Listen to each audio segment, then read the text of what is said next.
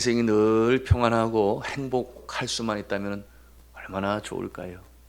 우리 인생이 눈물은 없고 늘 웃음만 있다고 한다면 또 얼마나 좋겠습니까? 한국에 들어와서 제가 덕담으로 새롭게 듣고 있는 말이 있는데 그 말이 무엇인가 하면 꽃길만 걸으세요, 그런 표현을 쓰더라고요. 꽃길만 걸으세요.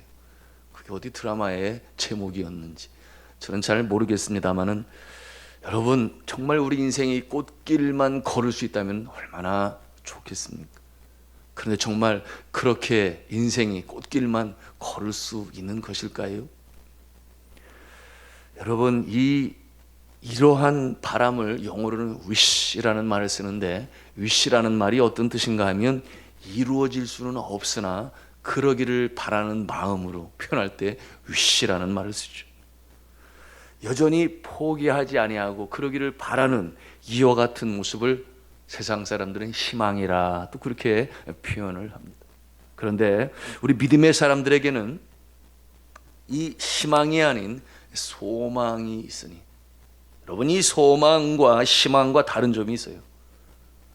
이 소망은 바라는 바 그 근거를 가지고 있으니 환경, 상황, 여건을 주장하시고 다스리시는 하나님의 약속의 말씀에 근거를 두고 바라는 것이 바로 희망과 다른 소망인 것입니다.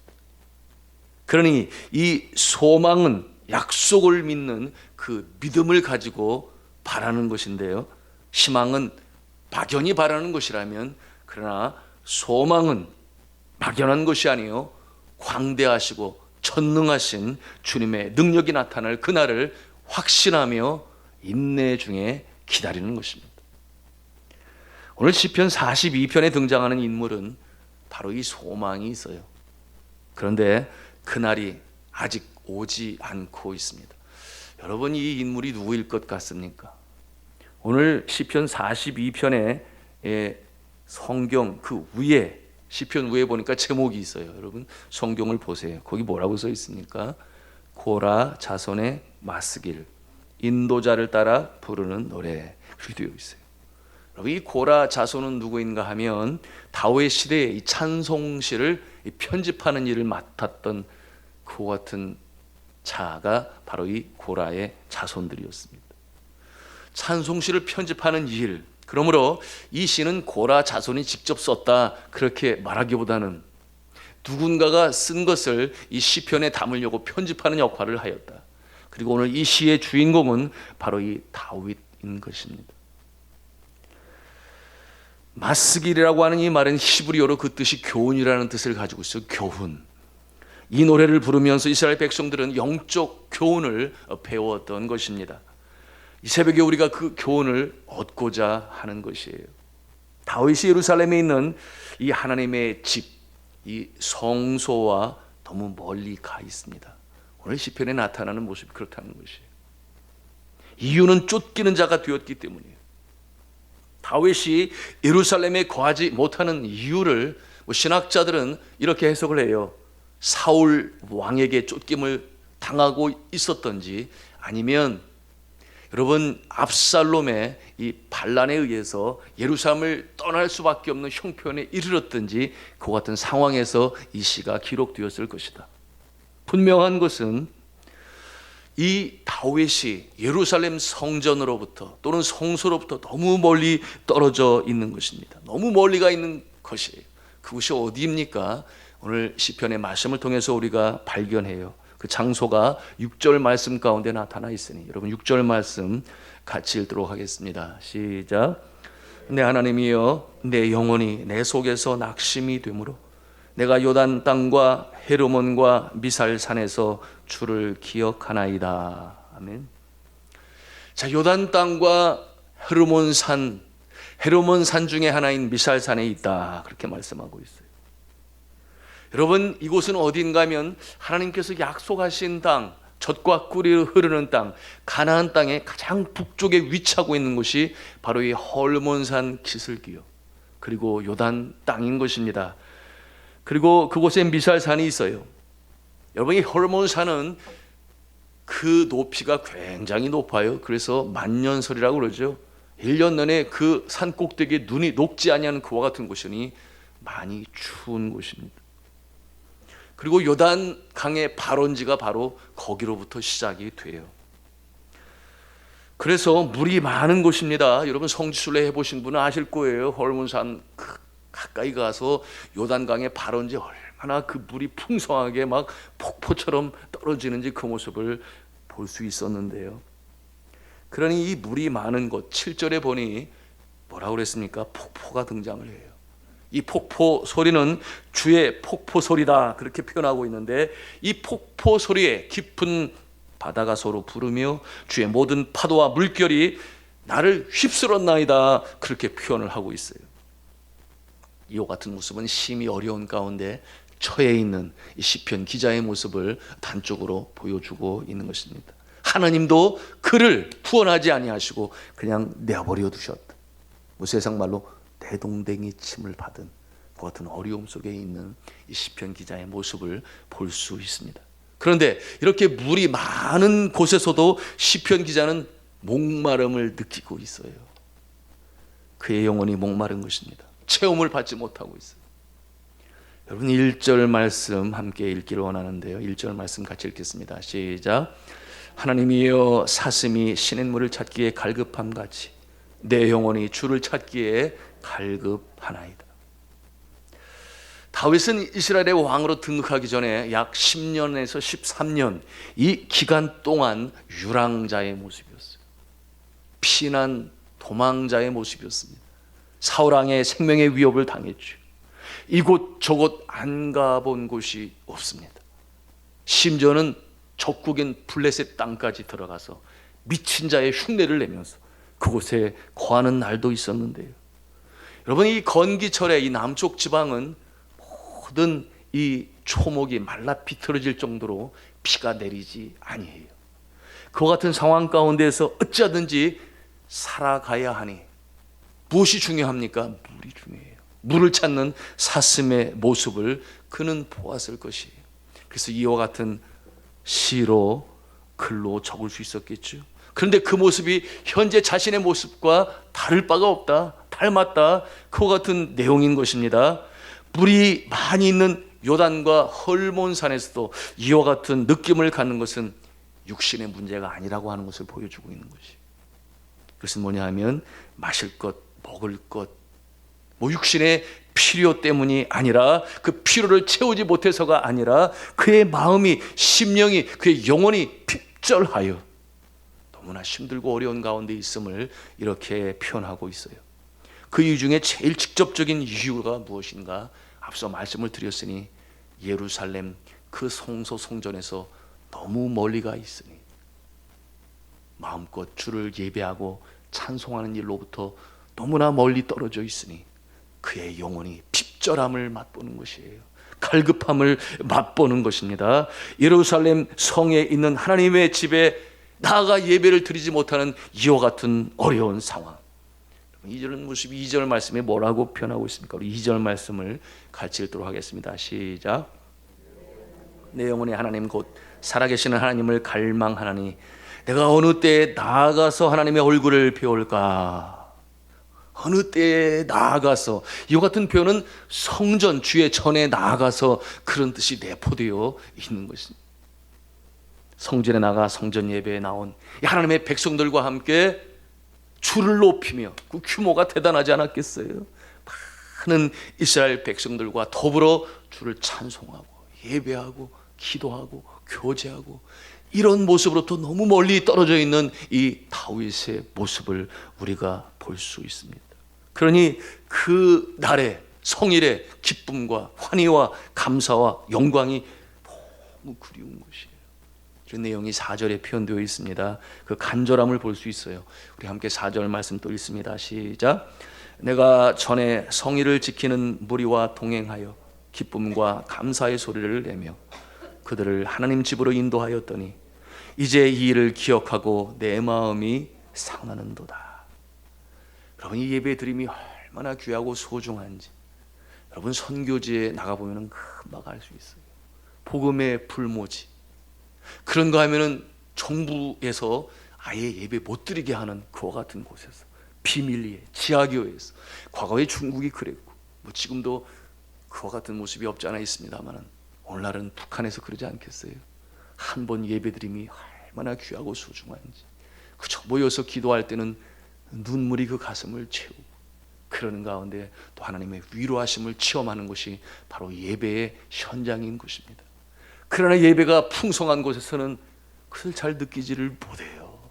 예배가 얼마나 소중한지를 몰라요. 그러나 오늘 이 시편 기자는 하는 것이에요. 너무 멀리 떨어져 있으니 함께 찬송하고 기도하며 예배하고 성도 간에 교제를 나누고 격려하고 위로하는 이 모습이 없으니 너무 그 영혼이 힘든 거예요. 예배의 소중함을 알 리가 없는 오늘날 뭐 정부의 국가 요원이라든지 또는 믿지 아니하는 자들 중에 또는 믿음이 연약하고 없는 자들은 이 코로나19로 인해 마음이 항상 확진자 줄이는 일에만 관심이 가 있지 거기에 집중할 수밖에 없어요. 그러나 아무리 예배의 중요성을 강조해도 마음에 와닿지가 않는 거예요. 그러니 신경을 쓰지 않죠. 예방을 철저히 하고 예배를 드린다고 해도 귀를 기울여 듣지를 않아요. 왜 그렇겠습니까? 예배의 중요성을 알지 못하기 때문에. 예배의 중요성을 알지 못하기 때문에. 그런가 하면 더 나아가 하나님을 두려워하지 아니하니 얼마나 하나님이 예배를 중요시 여기는지에 대해서 아직 감이 없어요. 믿지 않는 사람들이 뭐 알겠어요? 아주 취미생활 정도로 그렇게 이해하지 않겠습니까? 그런가 하면 믿음이 연약한 자들 가운데서도 예배를 통한 은혜의 체험이 없으니 그죠? 그것을 노미널 크리스찬을 말했어요. 명목상의 그리스도인들. 교회는 다니는데 신앙이 아직 자리를 잡지 못한 그와 같은 모습들은 아무리 강조를 해도 귀 기울여 듣지를 않죠. 자, 오늘 10절에 어떤 내용이 기록되어 있어요? 10절에 바로 그와 같은 모습을 표현하고 있어요. 10절 말씀 같이 읽겠습니다. 시작. 내 뼈를 찌르는 칼같이 내 대적이 나를 비방하여 늘 내게 말하기를 네 하나님이 어디 있느냐? 네 하나님이 어디 있느냐? 오늘날 이 시대에 믿지 아니하는 자들이 기독교인들을 바라보면서 보는 관점일 것이. 오늘 성경 본문 3절의 모습과 크게 다를 바가 없는데요. 3절 말씀도 같이 읽겠습니다. 시작. 사람들이 종일 내게 하는 말이 네 하나님이 어디 있느냐 하오니 내 눈물이 주야로 내 음식이 되었도다. 우리가 믿지 아니하는 자들에게 세상을 향하여 하나님이 살아계심을 증거하는 방편 중에 가장 강력하고 효과적인 방법은 무엇이 있을까요? 여러분, 그것은 바로 이 예배를 통하여 드러내는 것입니다. 예배를 통하여 예배하는 것이에요. 물론 가정에서도 몇몇이 모여서 예배 드릴 수 있습니다. 그 모습도 귀해요. 그러나 하나님이 살아계시다라고 하는 것을 대인 관계적으로, 여러분 가정 안에서 뭐 믿지 않는 사람이 거기 앉았을 일이 없잖아요. 그러나 주일이 되고 예배 종소리가 평양 시내를 울렸다 그랬어요. 그래서 새벽 종소리 때문에 잠을 이룰 수가 없었다.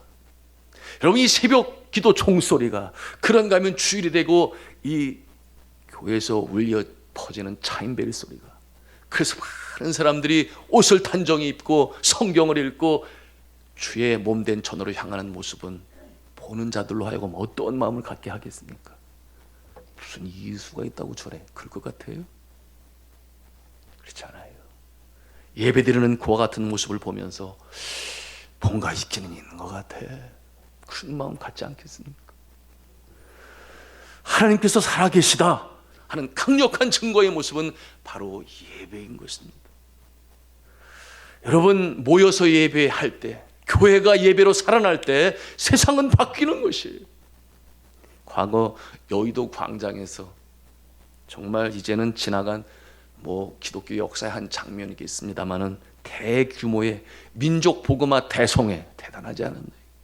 그런가 하면 빌리그레암 목사님 오셔서 가졌었던 74년도 엑스폴로 대성회 풍해라든지.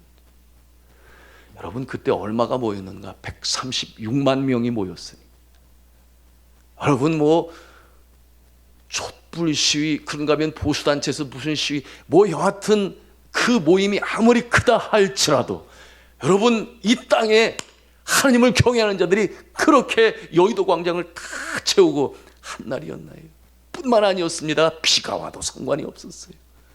여러분, 그때 성가대가 1만 명으로 조직이 되었어요. 1만 명으로 성가대. 그런가 하면은 밤에 집에 가지 아니하고 철야 기도하는 자들이 1만 명이나 됐다 그랬어요. 그들이 앉아서 나라와 민족을 위하여 뜨겁게 부르짖어 기도하는 그 모습을 볼 때 여러분, 믿지 않은 자들이 어떤 모습을, 어떤 생각을 했을까요?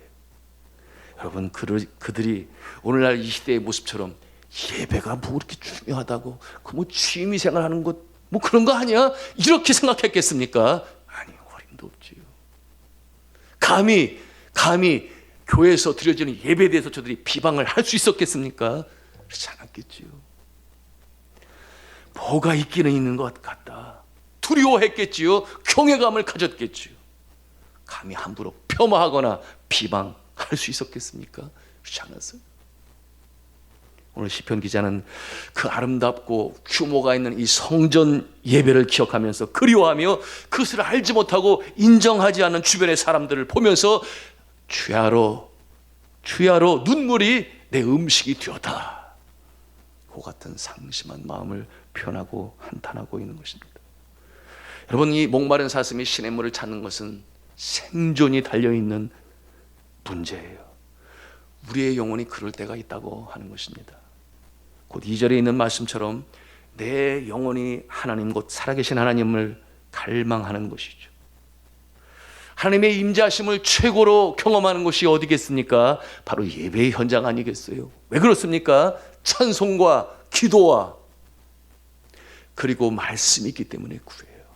그런가 하면은 성도들 간에 나와 같은 하나님의 한 피바다 한 몸 이룬 예수 그리스도의 피로 지체가 되어진 형제 자매들이 함께 기도하고 예배하고 교제할 때 우리는 힘을 얻는 거예요. 그래, 이 길이 복된 길이다. 확신을 갖고 우리 심령 가운데 다시금 소망의 이 파도가 다시금 치기 시작하는 것 아니겠습니까? 자, 이곳이 바로 예배의 현장인데요. 어제 저녁에 오늘의 이 말씀을 묵상하면서 제 마음에 예배에 나오시지 못하는 분들이 떠오르니 참 제 마음이 안타까움이 이렇습니다. 특히나 이 코로나19로 인해서 오고 싶어도 그야말로 목마른 사슴이 시냇물을 사모하듯이 그렇게 갈급한 마음임에도 불구하고 못 나오시는 분들이 계세요. 믿음이 없어서 안 나오는 게 아니라 나오고 싶은데, 정말 오고 싶은데 안타까운 모습에 제가 이 말씀을 묵상하면서 진도가 나가지가 않았어요. 그래서 그런 마음을 주실 때는 어떻게 해야 돼요? 즉시 기쁘게 온전하게, 바로 그 순종이요, 눈에서 마음에서 행동으로 연결되는 것이 우리 그리스도인의 삶의 모습이라고 우리가 볼 수 있는.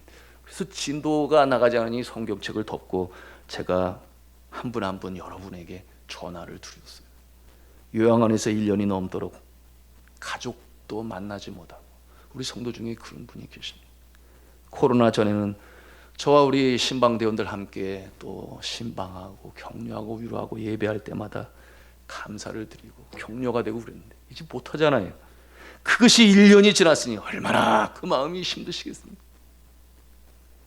전화를 받으셔서 감사하고 또 알아들으시니, 제가 누군지를 아시니 또 감사하고, 그래서 격려하고 위로하고 기도해 드리는, 참 제 마음이 짠했습니다. 조금만 더 참으세요.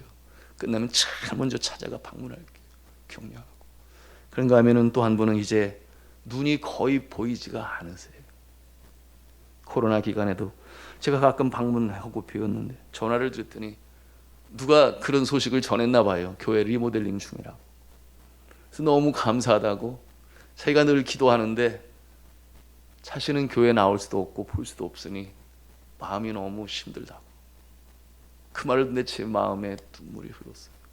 안타까움이, 정말 그러시겠구나.